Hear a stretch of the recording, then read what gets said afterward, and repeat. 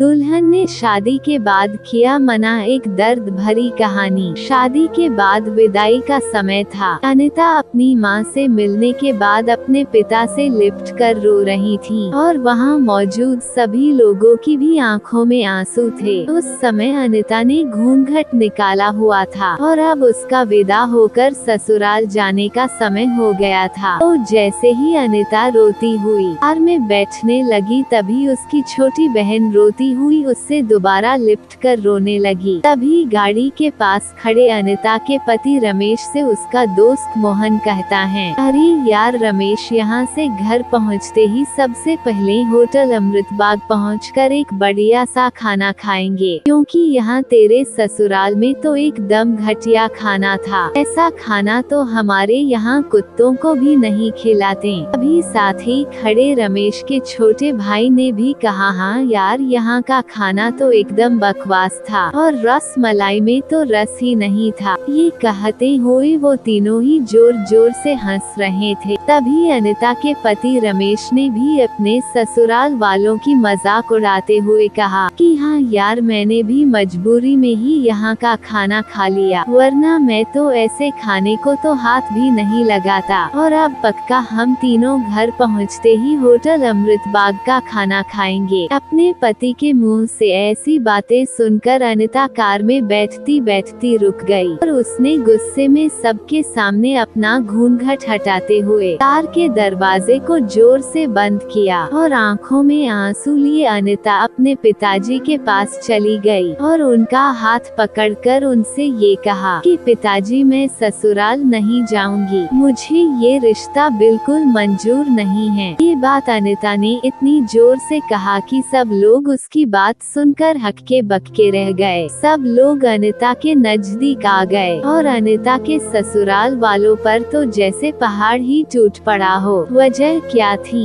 ये किसी को भी समझ नहीं आ रहा था। तभी अनिता के ससुर राधेश्याम जी ने आगे बढ़कर अनिता से पूछा कि अनिता बेटी, बात क्या है? तुम अचानक ही शादी होने के बाद अपनी विदाई होने के समय यूं शादी को नामंजूर कर रही हो। अभी अनिता कुछ देर चुप रहने के बाद अपनी आंखों में आंसू लिए अपने ससुर से बोली कि बाबूजी, आपको पता है, मेरे माता पिता ने अपने सभी सपनों को मारकर हम सभी बहनों को इतना पढ़ाया लिखाया और काबिल बनाया, और आप जानते हैं कि एक बाप के लिए उसकी बेटी क्या मायने रखती हैं। वैसे आप और आपका बेटा कभी नहीं जान सकते, क्योंकि बाबूजी आपके घर में तो कोई बेटी है ही नहीं। और आप जानते हैं, मेरी शादी में आने वाले बारातियों के लिए खाने पीने की एक भी कमी न रह जाए, इसलिए मेरे पिताजी पिछले 3 महीने से रात को 2 से 3 बजे तक जागकर मेरी माँ के साथ ये योजना बनाते थे कि रसोइया कौन होगा और खाने में बारातियों के लिए किस किस तरह का खाना बनवाना है और बारातियों को कहाँ बिठाना है, ताकि कहीं किसी को बुरा न लग जाए। और शायद आप नहीं जानते कि मेरी माँ ने पिछले 1 साल से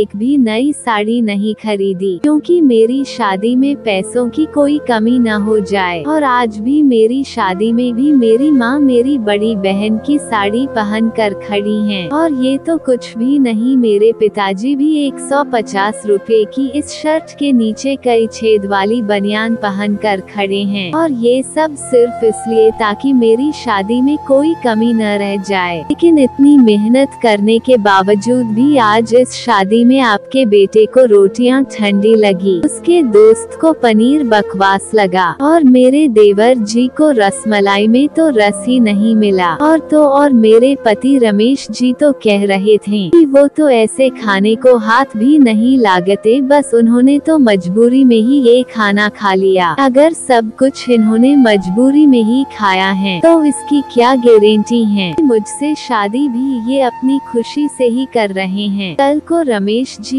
ये भी कह सकते हैं कि मुझसे भी इन्होंने मजबूरी में ही शादी की है। और अनिता रोते हुए अपने ससुर से ये भी कह रही थी कि जिस माता पिता ने मेरी शादी में दिन देखा न रात बस शादी की तैयारियों में लगे रहे, उन माता पिता पर आज आपके बेटे और उनके दोस्त यूं जोर जोर से हंस रहे हैं और उनकी इतनी बेइज्जती कर रहे हैं। क्या आपके घर में माता पिता की इतनी ही इज्जत होती है? अभी अनिता के ससुर ने कहा कि बेटी इतनी छोटी सी बात पर तुम इतना नाराज हो गई। तो अनिता ने अपने ससुर की बात को काटते हुए कहा कि बाबूजी ये छोटी सी बात नहीं है। अगर शादी के बाद मैं भी आपकी इज्जत न करूं तो आपको कैसा लगेगा? ये सुनते ही अनिता के ससुर ने शर्म के मारे अपनी आंखें नीची कर ली। अभी अनिता ने कहा लेकिन बाबूजी आप चिंता न करिए, हमारे अंदर हमारे अच्छे माता पिता के संस्कार हैं। किसी की बेइज्जती करना ये सब हमारे माता पिता ने हमें कभी सिखाया ही नहीं है। ये सुनते ही अनिता के पिताजी दयाशंकर जी ने आंखों में आंसू लिए, अपनी बेटी को गले से लगा लिया और उससे कहा कि बेटी मुझे गर्व है कि तू मेरी बेटी है और अब तू शांत हो जा बेटी, तुझे मेरी कसम तू इन्हें माफ कर दे और खुशी खुशी अपने ससुराल चली जा। अभी अनिता का पति रमेश भी अनिता के पिताजी और अनिता से हाथ जोड़कर माफी मांगता है और ये कहता है कि बाबूजी मुझे माफ कर दो, सारी गलती मेरी ही है, लेकिन आज आपकी बेटी ने मुझे एक पिता की इज्जत करना सिखा दिया और आज के बाद मैं हर किसी के माता पिता की हमेशा इज्जत करूंगा। उसी वक्त अनिता के ससुर राधेश्याम जी भी आगे आकर अपनी बहू अनिता के सर पर हाथ रखकर कहते हैं कि मैं तो बहू लेने आया था, लेकिन ईश्वर बहुत दयालु है, उसने मुझे बहू के रूप में एक बेटी दे दी और वो भी इतने अच्छे संस्कार वाली जो कि माता पिता का भी इतना सम्मान करती हैं। और अब बेटी मेरे कहने से इन नालायकों को भी माफ कर दे, मैं हाथ जोड़ता हूँ तेरे सामने। तभी अनिता अपने ससुर जी के दोनों हाथों को पकड़ लेती हैं और कहती हैं कि नहीं बाबूजी आप मेरे पिता के समान हैं, कृपया आप मेरे सामने हाथ मत जोड़िए। अभी अनिता के पिताजी दयाशंकर जी भी कहते कि समधी जी आप मेरी बेटी के सामने हाथ जोड़कर कृपया हमें शर्मिंदा मत कीजिए, मेरी तो आपसे बस इतनी ही प्रार्थना है कि मेरी हमेशा आप मेरी बेटी को अपनी ही बेटी समझना और इससे कभी कोई गलती हो जाए तो इसे माफ कर देना। तो राधेश्याम जी ने अपने समधी दयाशंकर जी का हौसला बढ़ाते हुए कहा कि आप बिल्कुल चिंता मत करिए, बल्कि अब तो अनिता बेटी ही हमारे पूरे घर को संभालेगी और अब यही हमारे घर की लक्ष्मी है। ये सुनकर अनिता के पिताजी बहुत खुश हो जाते हैं और अपनी बेटी को खुशी खुशी विदा कर देते हैं और अनिता अब राजी खुशी अपने ससुराल रवाना हो गई थी और अपने पीछे छोड़ गई थी आंसुओं से भीगी हुई अपनी माँ और पिताजी की आंखें और अपने पिता का वह आंगन जिस आंगन में कल तक वो खूब हंसती खेलती थी, आज से इस आंगन की चिड़िया उड़ गई थी किसी दूर प्रदेश में। तो दोस्तों बेटी माँ बाप का अभिमान व एक अनमोल धन होता है और दोस्तों अपनी छाती पर पत्थर रखकर वो अपनी प्यारी बेटी और अपने जिगर के टुकड़े को उसकी शादी करके उसे विदा करता है। इसलिए दोस्तों एक बाप अपनी बेटी की शादी करके वैसे ही उससे दूर हो जाता है और हमें उसका अपमान करके उन्हें और दुखी कभी भी नहीं करना चाहिए। आपको ये कहानी कैसी लगी नीचे कमेंट करके हमें जरूर बताइएगा। धन्यवाद। कहानी पसंद आए तो वीडियो को लाइक और साथ ही साथ चैनल को सब्सक्राइब करें।